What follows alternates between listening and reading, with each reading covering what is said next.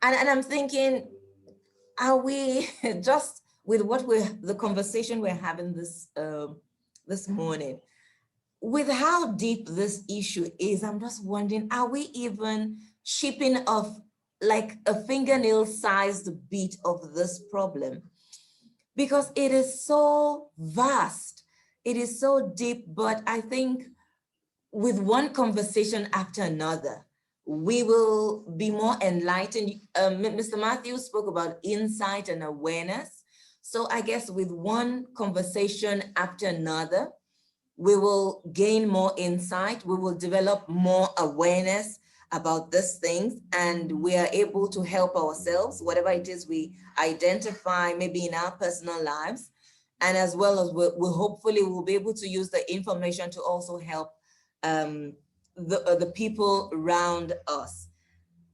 From Mr. Matthews' point, having spoken about individuals who have experienced abuse and traumatic, experience, they have been on the receiving end of traumatic experiences from a long time ago, and we still see the dysfunctional behavior that they are exhibiting even now, years afterwards. The question I have for Yemi Oludele-Dare is healing from trauma and abuse possible?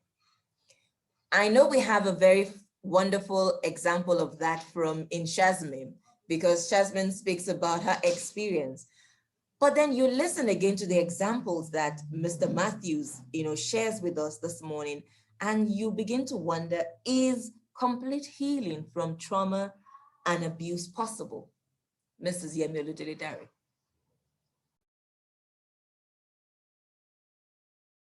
And as you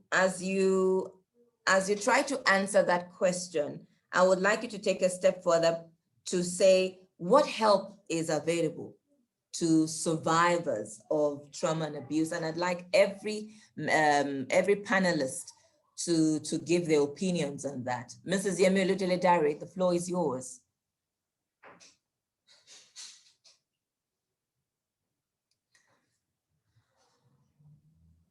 Okay, it seems she can't hear us. So Shazmin, I'll move quickly over to you.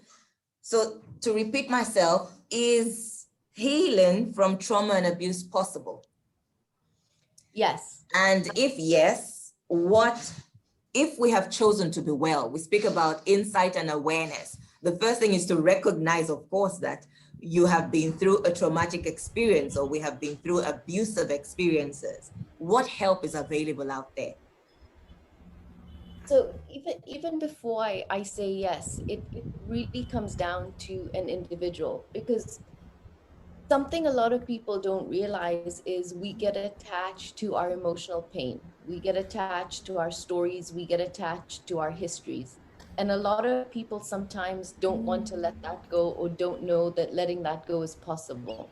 You have to remember that addictive emotions release dopamine in the body that make you actually feel like you're at home. It's a comfort to who you are.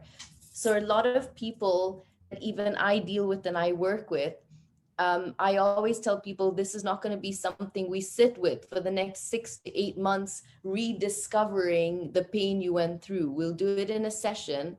But after that, if you're working with me, to work forward, to move forward, to heal, to have a better life. So a lot of it comes down to an individual, because a lot of people don't know that they can heal.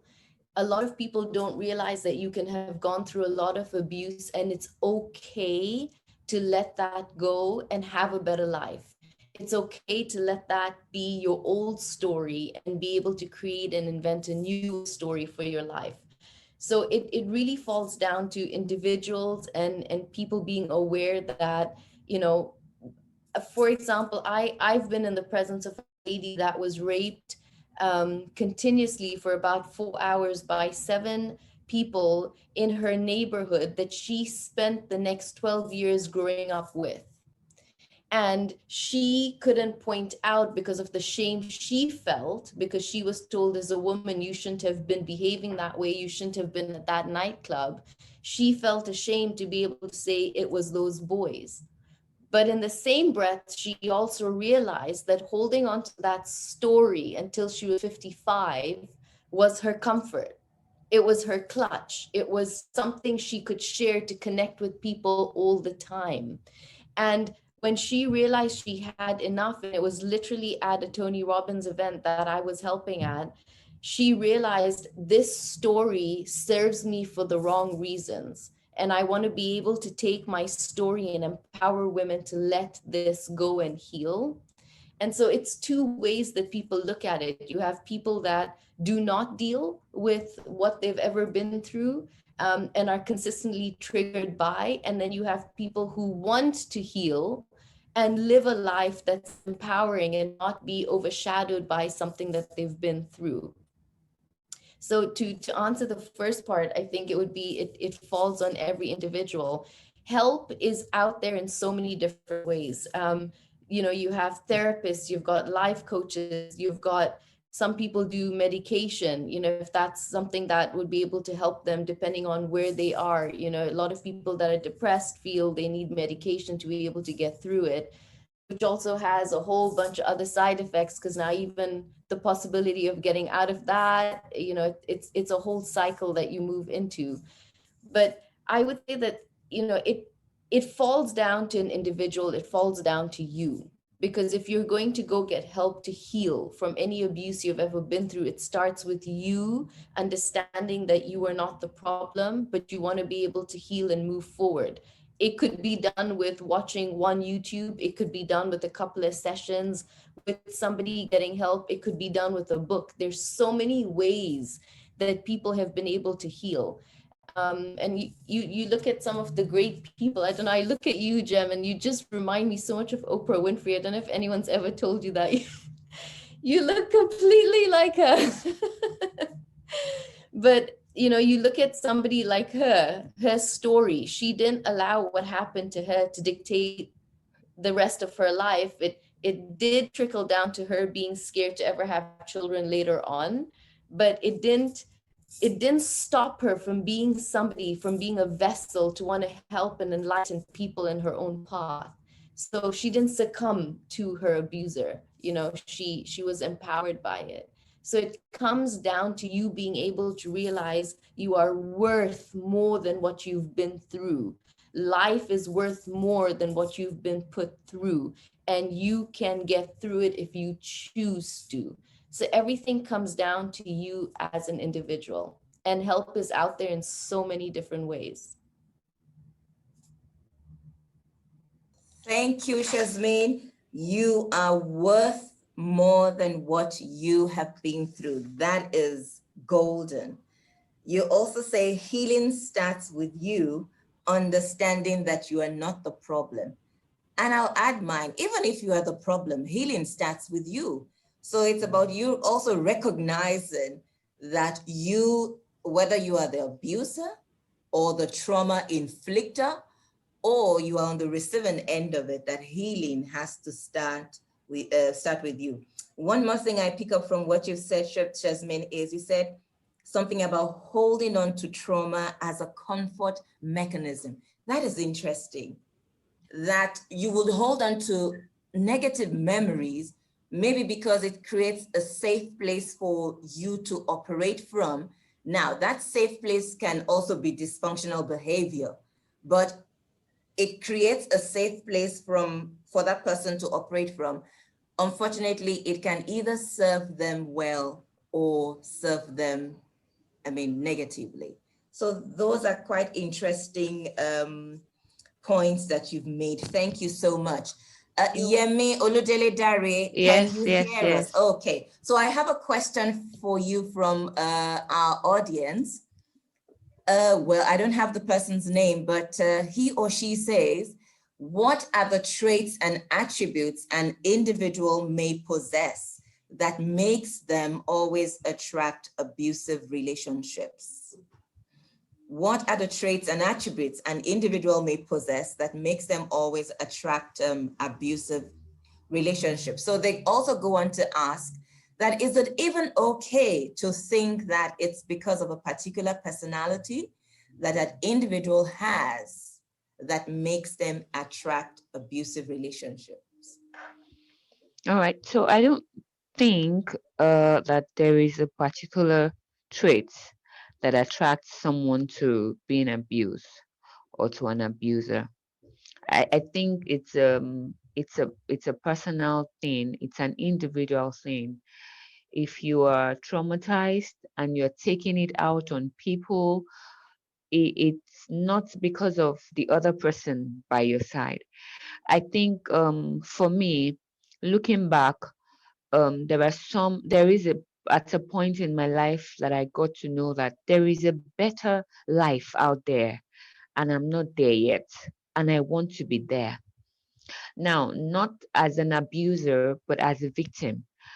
Okay, so I looked at myself. What are the things that I'm doing? What are the things about me that is it about me? Am I attracting anything? And I saw that I was not. I was even a child. I was innocent. There was nothing about me that was attracting, being abused. And for me, until I got to the point that I knew that, okay, I want the better life. I don't want to be abused anymore. I need to get help. I need to speak out. I need to get resources to help me to be able to stand in a better place, to be able to defend my mind, my emotion, my sanity. I think things changed at that point. Even as a teenager, it changed for me. The dimensions changed. The principle guiding my life also changed. And that has helped me even as I grow into adulthood. So I think I'm not sure there is a particular trait that attracts. An abuser is an abuser because he or she is also been through some sort of abuse, is traumatized, is either trying to recover or struggling. Somebody struggling with addiction, for instance, is probably in a recovery mode, is being rehabilitated, but is still working on him or herself. Is just not there yet, and he falls back into that place of abusing someone else or abusing him or herself. Sometimes even abuses does not come with you abusing other persons. It also come with you abusing yourself. And so there is no particular trait or attribute that attracts one to being abused. It's an individual thing. It is coming from, and a hurting person hurts others. A hurting person hurts others. A hurting person hurts others. When there is no channel for this hurting person to, to to what's the word now? To release the hurt, the pain, the stuff going on inside of them, then the next person, the next available, forgive me, if it was even an animal that is beside or next available thing, they could go right on and abuse it. So I think that for me, what has helped is getting to know that there is a better life on the other side, and I want to get there. I want to be there. I want to be that person. Because for me, also at a point in my life, I slipped into almost becoming an abuser, because I just thought, okay, if somebody is doing this to me, then I probably can also go ahead and do this to someone else. But that didn't happen for too long before. My intuition just didn't feel well. I just knew that something was wrong, something is not right, this is not supposed to be. And then I was able to move from, okay, I'm not going to do this to another. I'm not going to hurt this other person. I'm not going to hurt this child, because what is happening with me, I need to resolve it. So like Shazmi said, you have to come to that place where you need to find help, where you need to know that I need help and I cannot help myself. I need to go out there and get the help.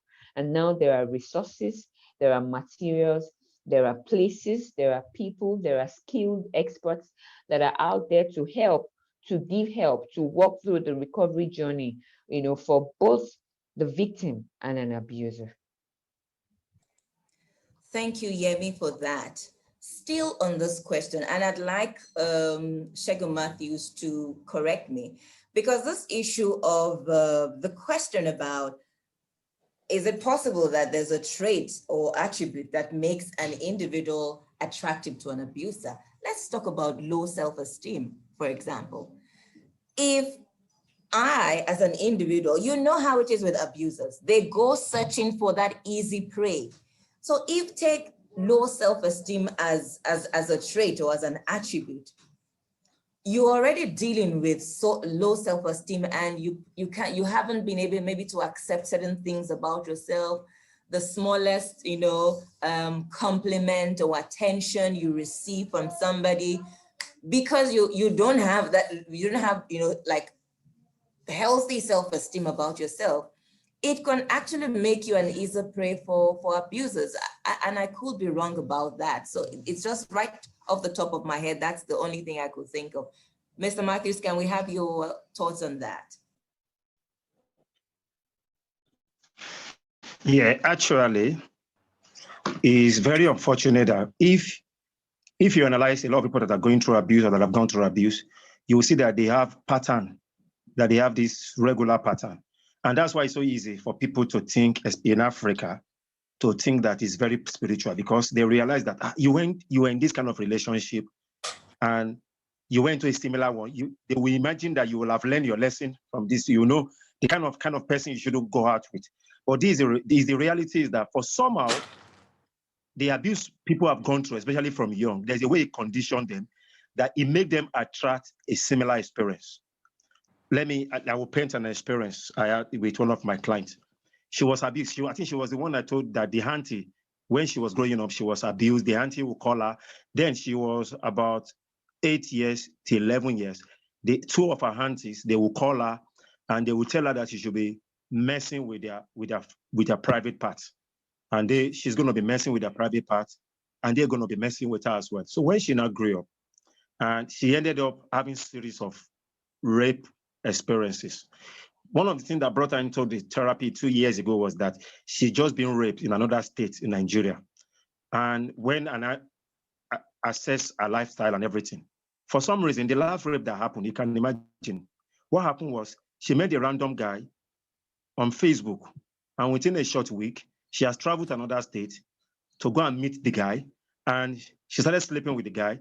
Later at night, the guy has his younger brother. He asked his younger brother to move into the room. The guy excused them, and the younger brother slept with her again. So you will imagine that, that's why some people tend to not want to, appreciate or accept some things to be rape. And they will be like, the guy you don't even know. You don't even know what kind of person this guy is, if he's a serial raper or something. You suddenly met the guy on Facebook. Few days or a week after, you have traveled some miles to go and be with the guy, and the guy slept with you. He has his younger brother to sleep with you.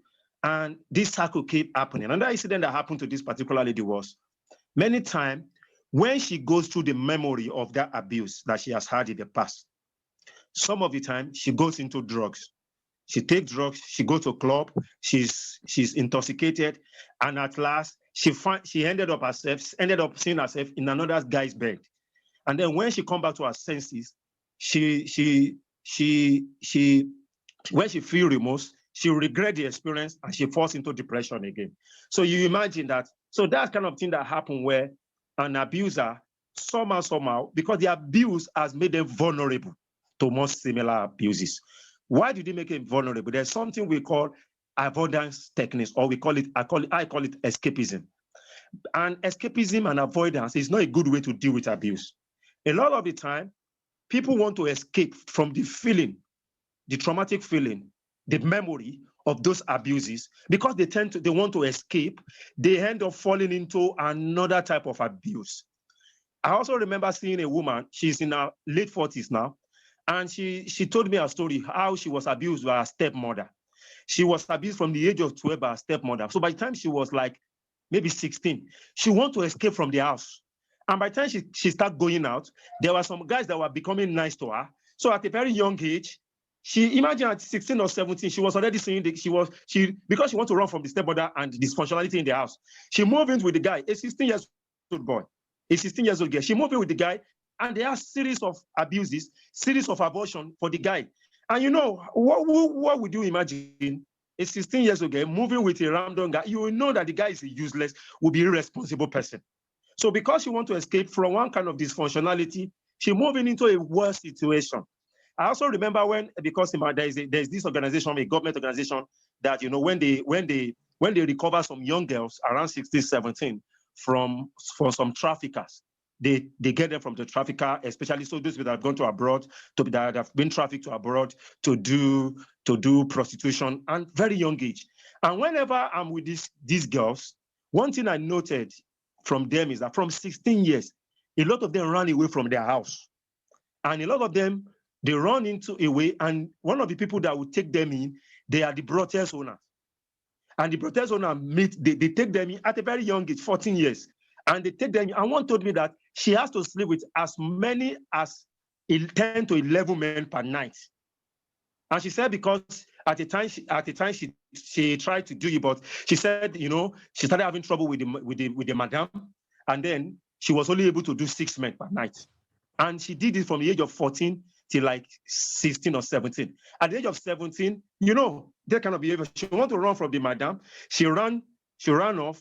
She was I suppose EPA, or the people that want, I suppose EPA, were people that traffic young girls. So because she wanted to run away from the madam, she now ran into another woman. And this lady, she moved them out of the country. Some of them, the agency get them at the border when they're about crossing over to the neighboring country. So you imagine wanting to escape from the abuse, sometimes throw the person into a deeper sea. And one of the things we tend to do in therapy is escapism is not a good way, is not a good strategy to escape abuse. So there are other strategies that are more functional, that are more adaptive than trying to escape, trying to avoid that techniques. It doesn't work. What it does is that it just throws you into a deeper, I don't want to swear. It just throws you into a deeper problem. So that's what happens most of the time, where it seems that the person attracts, when it seems that the person, some traits, some attributes make the person vulnerable or predisposed to getting abused more over and over and over again. Thank you. So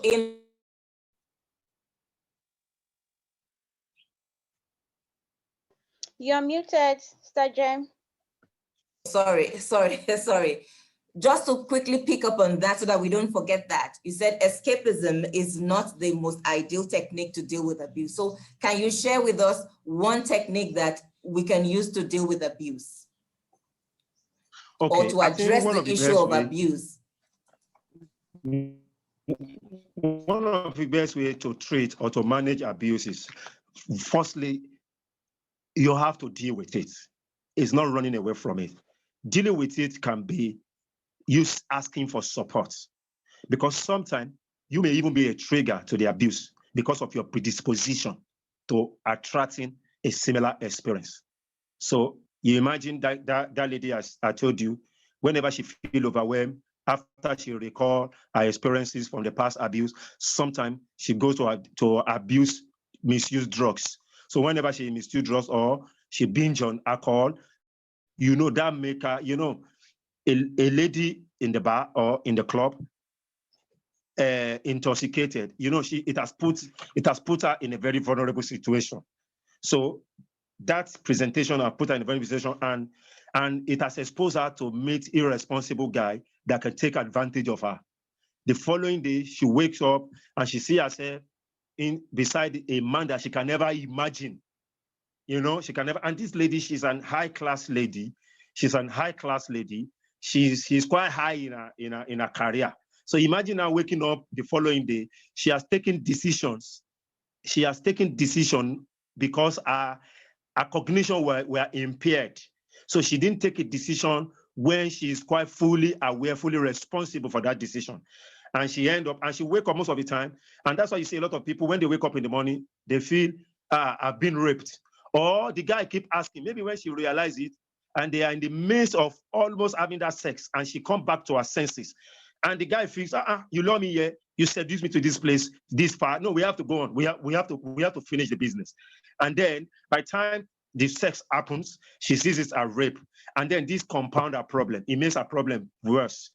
So a lot of the time you need to deal with issues. Okay, one thing about abuse is that for many people that are going through the trauma, what you can't erase is that the memory.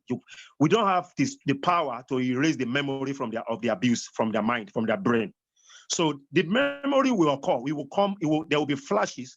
Things like Jasmine have mentioned, there were things that will trigger the memories. The memories will come. So one of the things we do in therapy is how you manage those memories.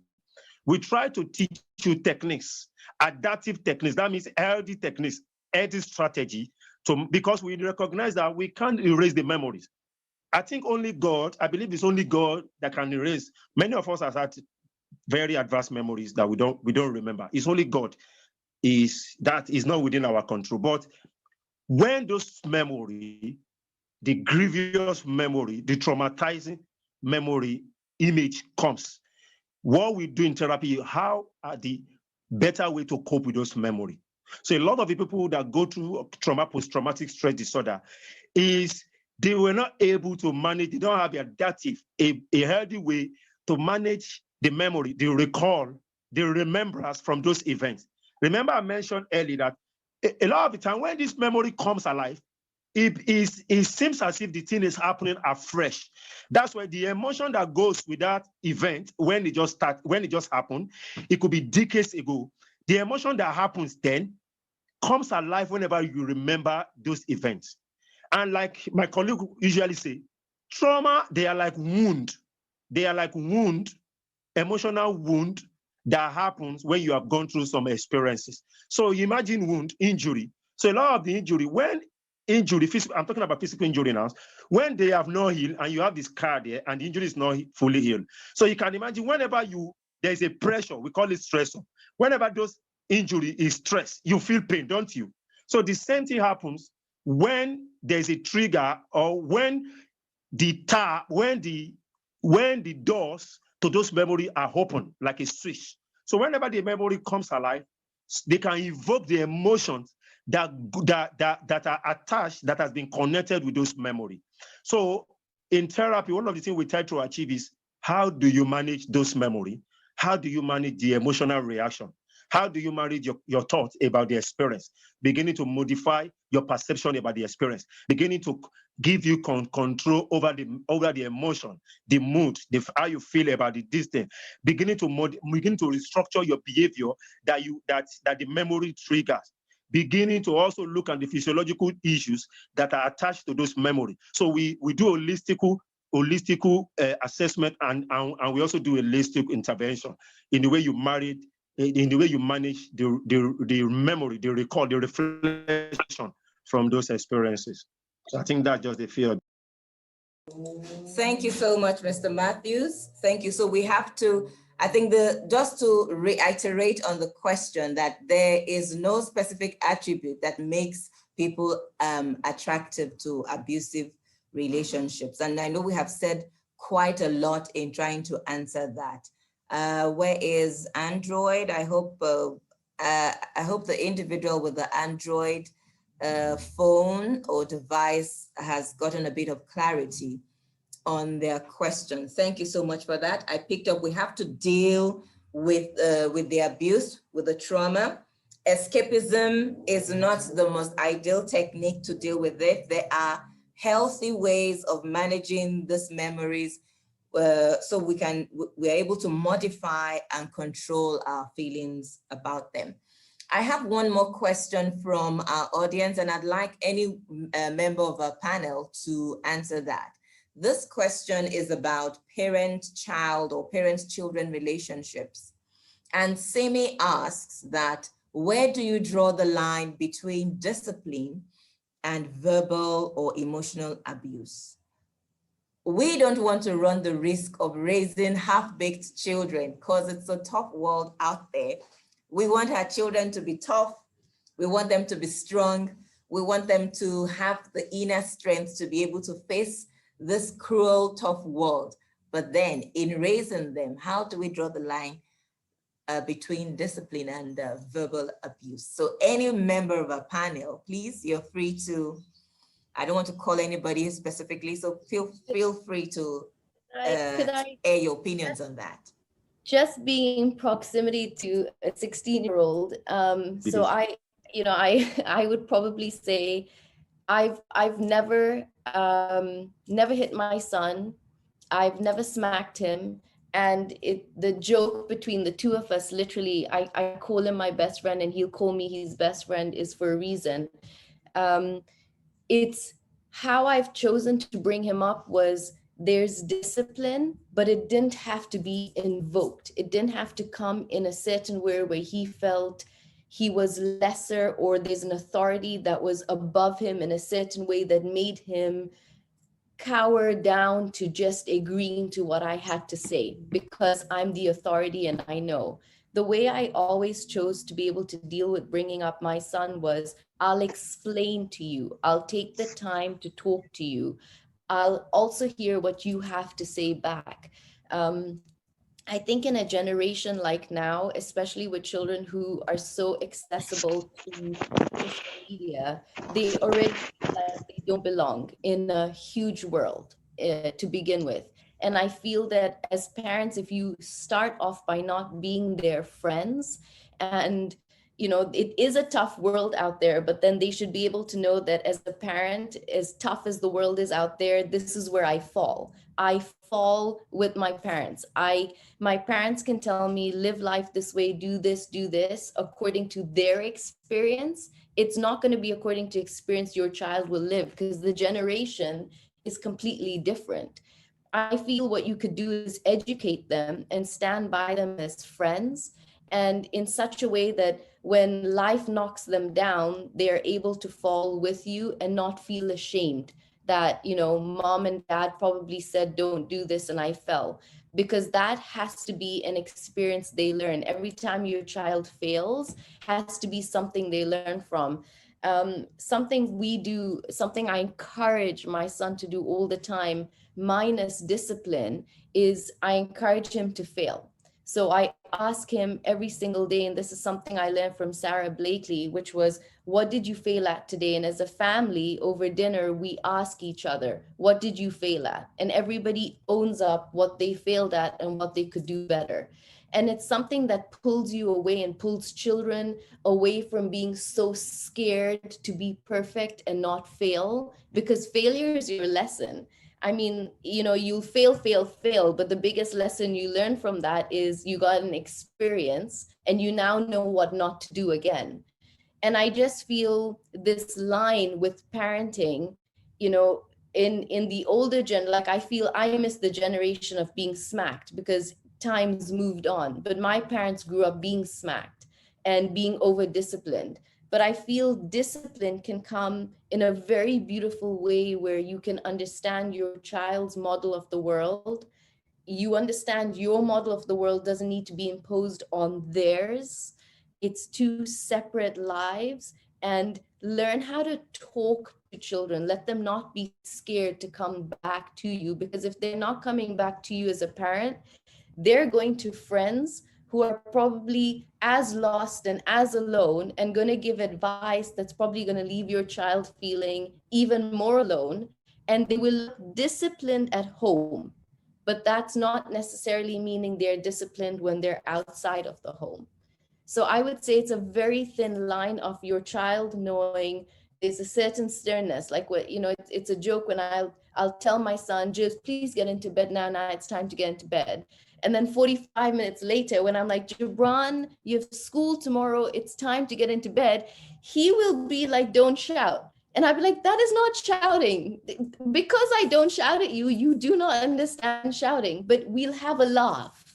So it's like, at some point, there's always laughter that will come in between mother, son, father, son. But I feel he knows what plateau not to reach, because there's respect now for the parent and there's respect for the parent for the child, if that makes sense. It makes a lot of sense. I mean, there's something you say. There's something you say about not imposing one's perspective of the world on the child's perspective of the world, because they're completely different. We have grown up in two separate worlds, and that's the truth. But to still maintain that sense of discipline and respect, and even to equip them with what they need to face the world that they are facing, there are still some things that need to be, put in place. But you have made a lot of sense. Before I move to Mr. Matthews's to hear from him, I'd like to welcome Buki Obaki Obiageli, Olatoyosi, Vera Ephraim Akitunde. Thank you for joining us. So, Mr. Matthews, the question is, how do we draw the line? I want to hear from a man. So how do we draw the line between discipline and verbal or emotional abuse? We don't want to raise mansy-pansy kids. We want strong children who can face the world. But then how do we keep the balance?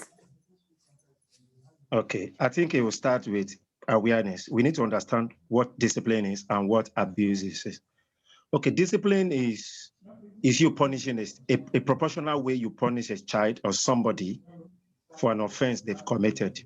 That's discipline. That's, there's a word, proportional. So sometimes when discipline become excessive, it has then become an abuse. So discipline is, the person is aware what they have done wrong, they understand the standard, they have breached the standard, and they are aware that this is what they have done, why they deserve this kind of reaction. So the person is aware. So what discipline does is that the discipline teaches this child. It helps the child to develop character and self-confidence. Because the child knows that when I do this next time, I'm going to get, this is the reaction I will get. When I don't do it, and then parents or significant people should know that when a child does something, either good or bad, as much as they discipline the child for doing bad, they also need to praise or reward the child when they do good. So they should teach the child to recognize reward and consequences. So I do wrong, there are consequences. I do good, there are reward.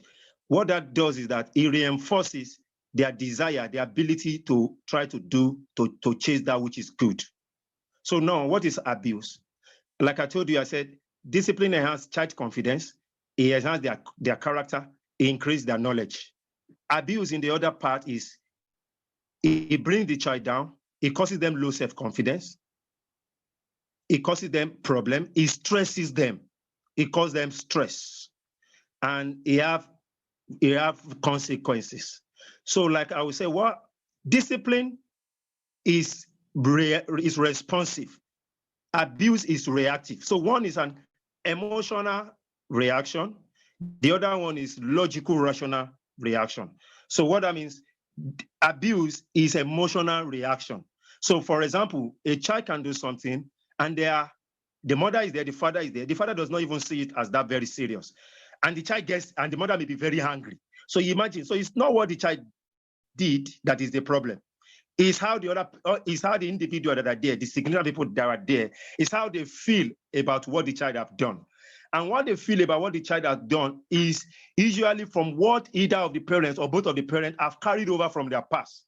So a lot of the time, abuses are the parents, either of the parents or significant people, is an emotional reaction to solve a problem inside them. So it's like, this child is making me hungry.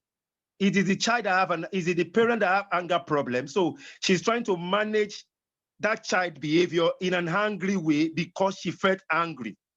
I can decide not to be hungry. It depends on how I see the perception I have about that behavior. I can see that she's just been a kid, just that's how they do, But the other party could be emotionally, that could trigger an emotional response.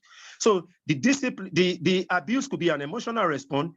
It could be a aggressive and a angered response to an incident that a child or somebody a word that is under us have committed. So this is what I want us to take away as an adult, that we look after young people. As much as it's good to discipline, we should try and not let the discipline become an abuse when it becomes an excessive.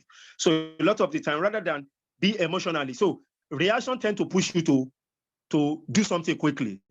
To be responsive, push you to think about it, more strategic. How will I respond to this thing in a way that the child will get the message?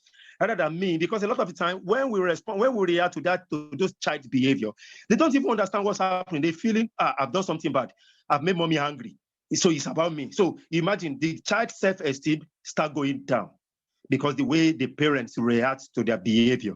So if they have responded in a way that will help them, that will elevate their value, their self-value, it helps them to recognize the wrong and right, and then they continue to grow, becoming a better person. So I think that's just a simple explanation I will give. Thank you so much. And Simi has given us a response. She says it hits differently.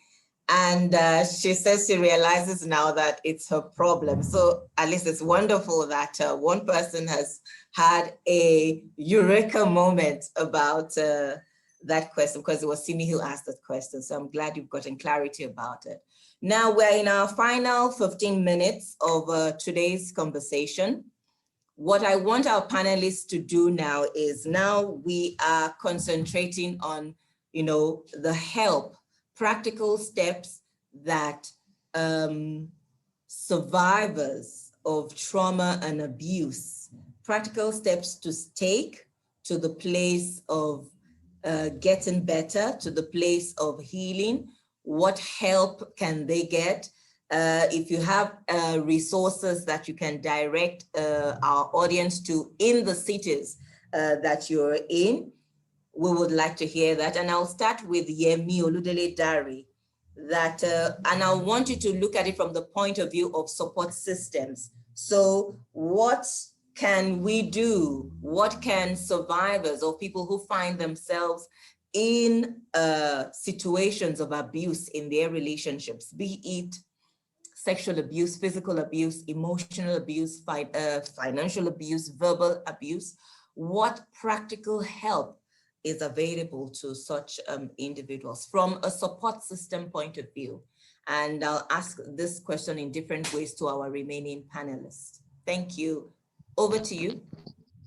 All right, so this is why we have counseling and therapies. Whoever is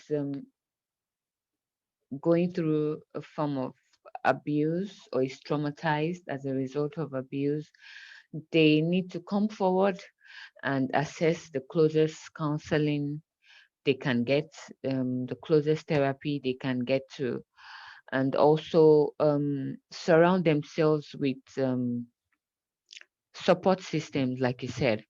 So for me, I'm work in progress also regarding some aspects of my life. And one of the major things that is helping me is therapy, and also amazing support systems. I have, I have my sisters, a few of my sisters that are there for me. When I feel some certain way, I reach out to them, and, they get to sort of rub some grace of comfort on me, and I feel better. And I realize also that when I go in for therapy and I come out, I feel a lot better.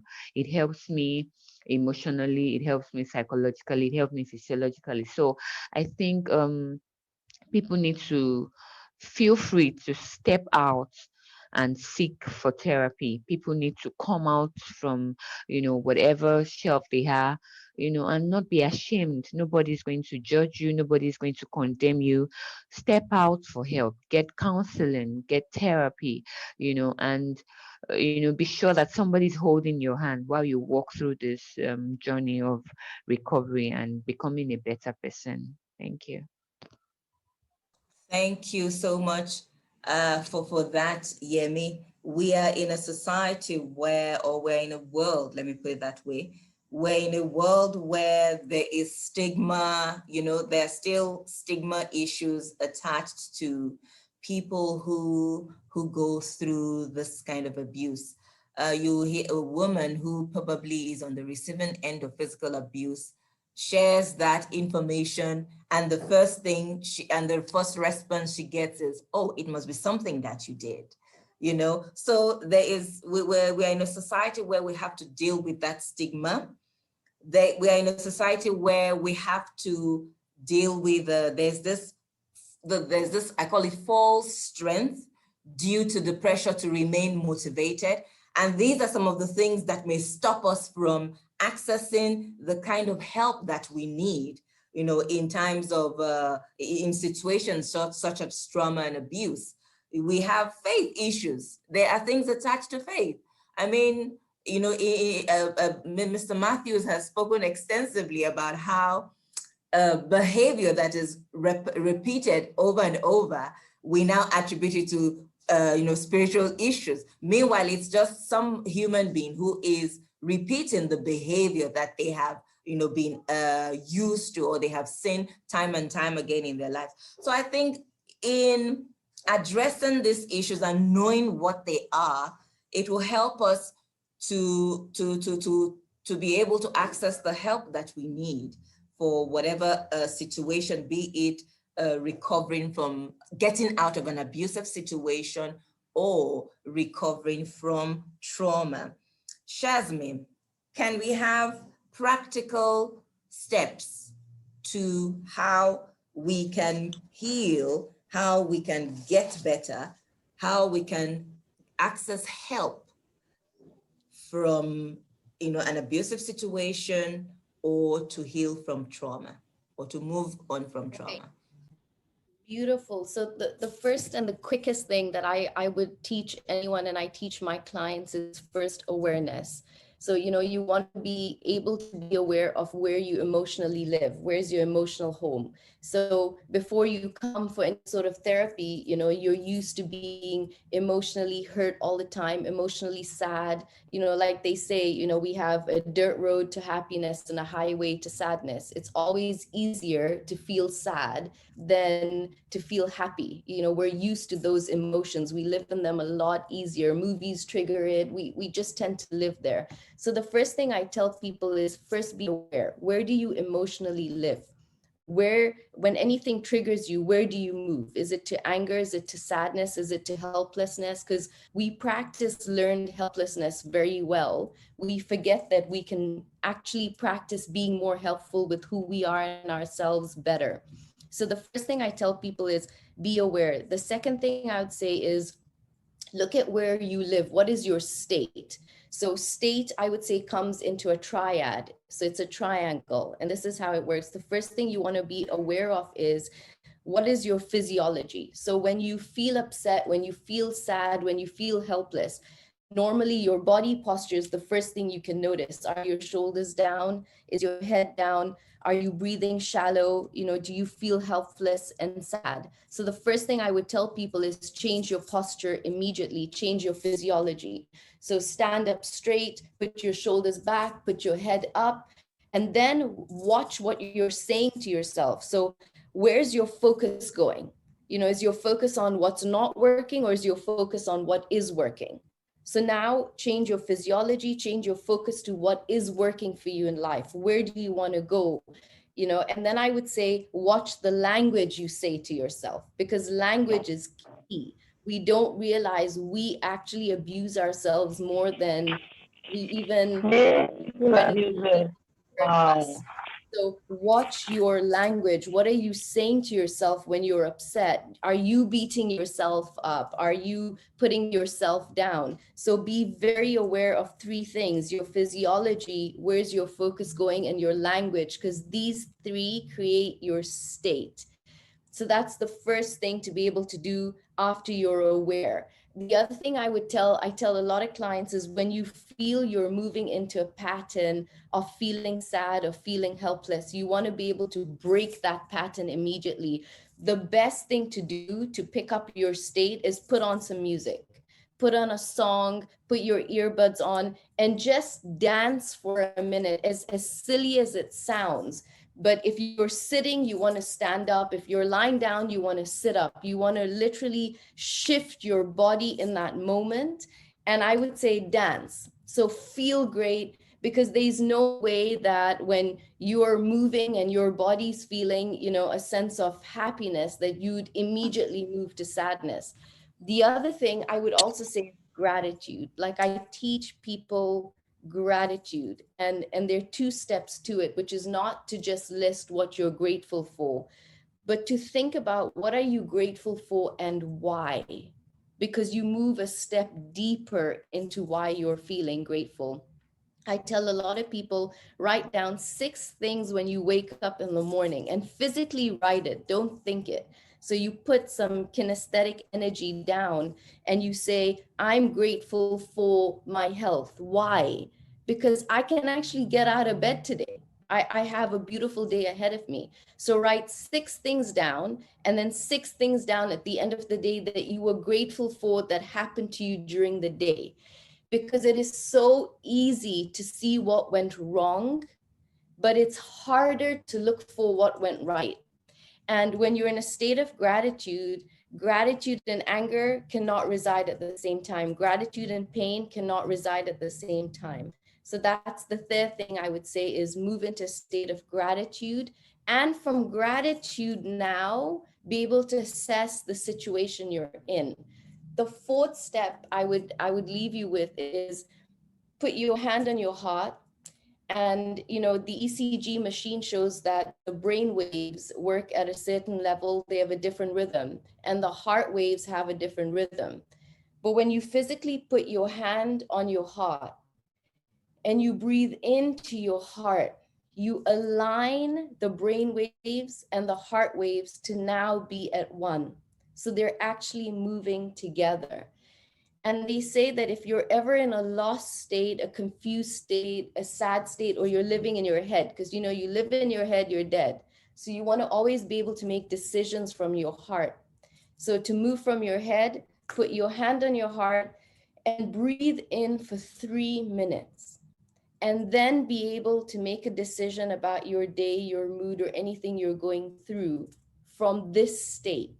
Because I would say anybody that I've ever worked with, the decisions that they'll make from their head prior to this exercise, and when they move into the heart never lies, because it's at one with the brain now. So the heart actually takes over and changes the state of who you are.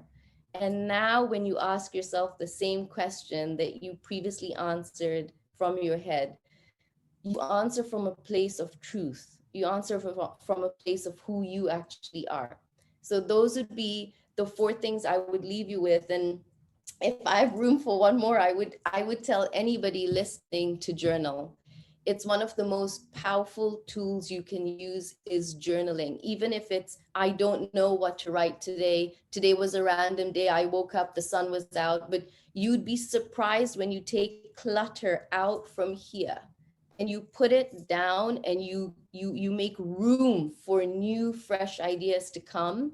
It is one of the most powerful tools I've practiced, my son practices, my clients practice.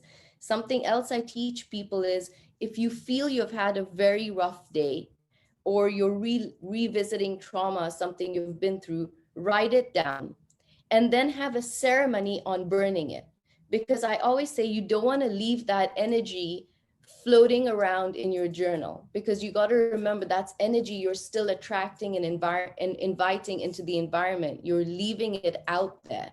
So I would say write it down and have a beautiful ceremony where you light a candle and you're able to literally let go and burn what you wrote down, and then just heal, breathe, and let that moment go. But don't keep that toxic writing and nature and environment stuck in one stagnant place. So those are 5 things I'd leave you with very quickly. I hope we're all taking notes. So we have, 1 minute, Mr. Segun Matthews, it's all yours. Okay. Practical steps to dealing with, to helping Jasmine, us out of a place think, of abuse and trauma. I think Jasmine, she's giving us enough that we can work with. Maybe I should just add 1 or 2. I think exercises are good. Exercise, especially walking exercise. If you are, because a lot of people struggle with all kind of quite intensive exercise, but I think most of us, we can easily do walking. And some people will say, I walk to my work. Walking to work, that's stress. That releases cortisols.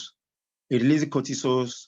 It releases adrenaline. It releases which other one? It releases cortisol especially.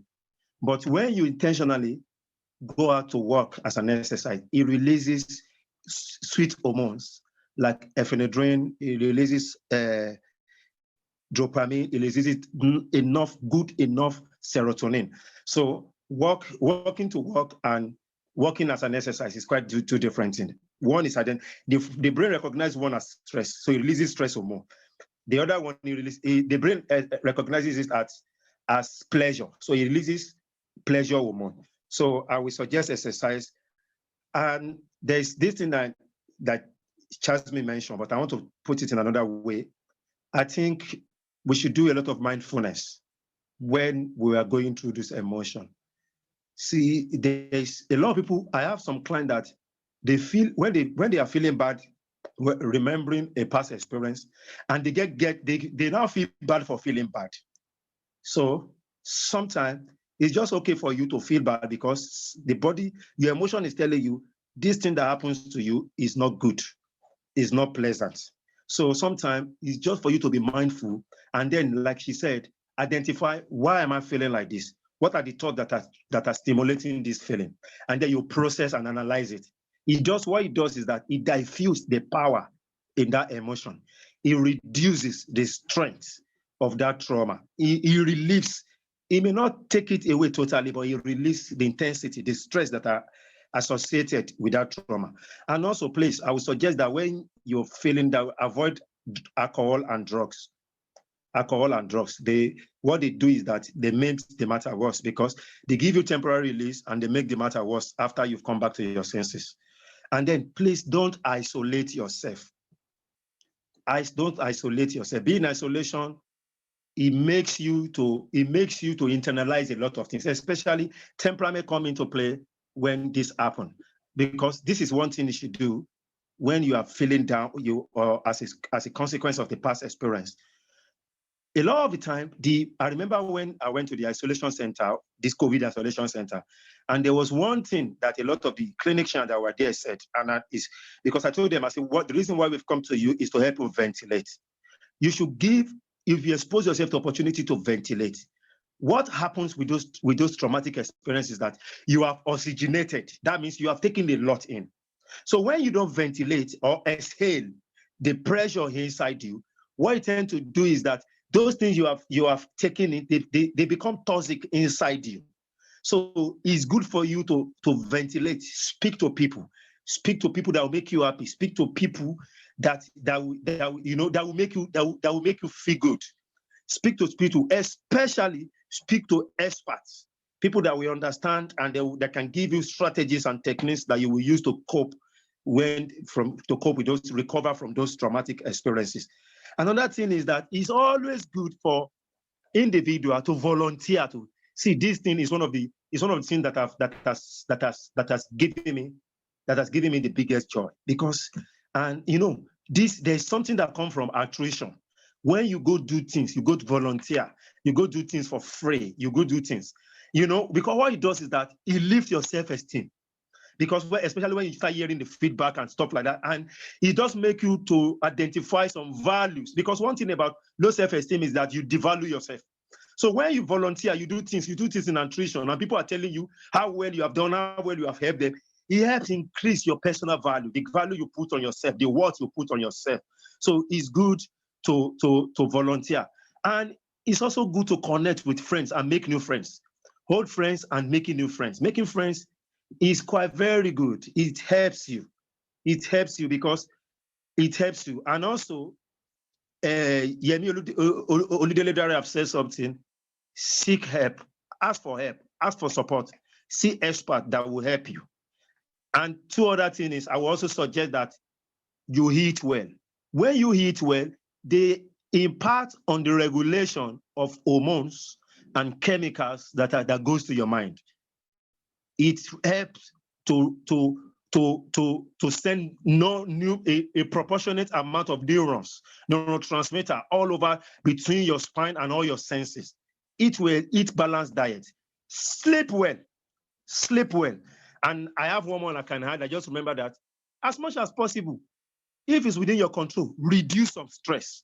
Because what stress does to you is that, for example, from late last year to early this year, there are some people that are very significant to my life that have benefited in some way.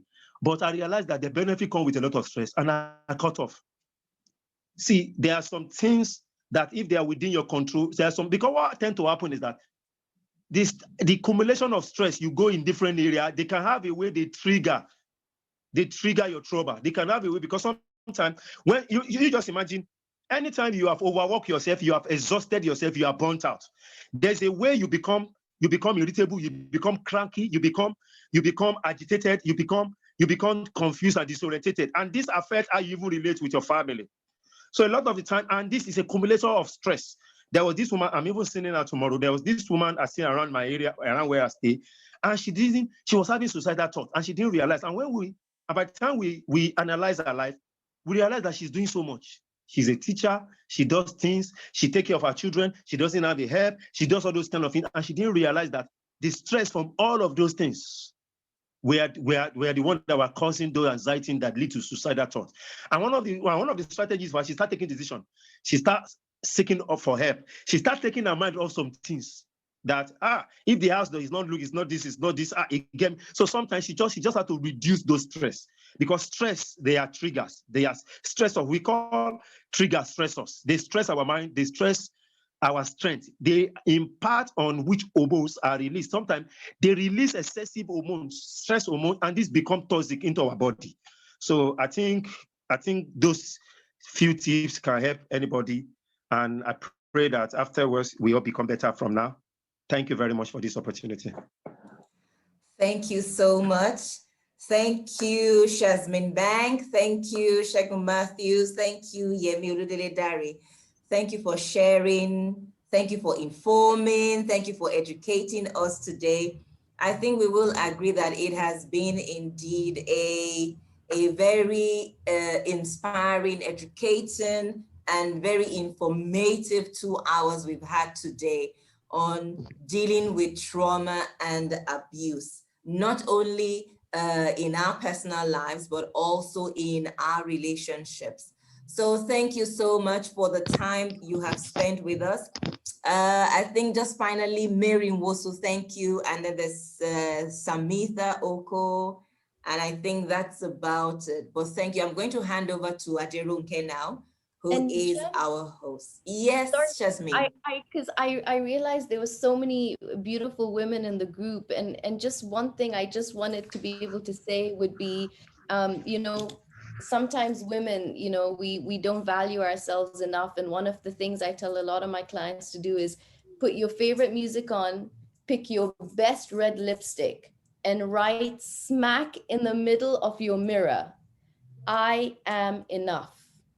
And every single day when you are brushing or you are getting ready, you repeat to yourself, I am enough, and you believe it, and begin your day with that. I just wanted to leave that for women, because I just think as women, we can be so hard on ourselves. Thank you. There was a question that kept playing in my mind, and Aderonke might, have an idea about it. But you talk about women, and I was tempted to ask, is there a gender to trauma and abuse? Because I'm looking at our platform and we've got more women here, and it's something Aderonke and I has been going back and forth about that is there a gender to trauma and abuse? But that's another topic for another day. So we'll leave that.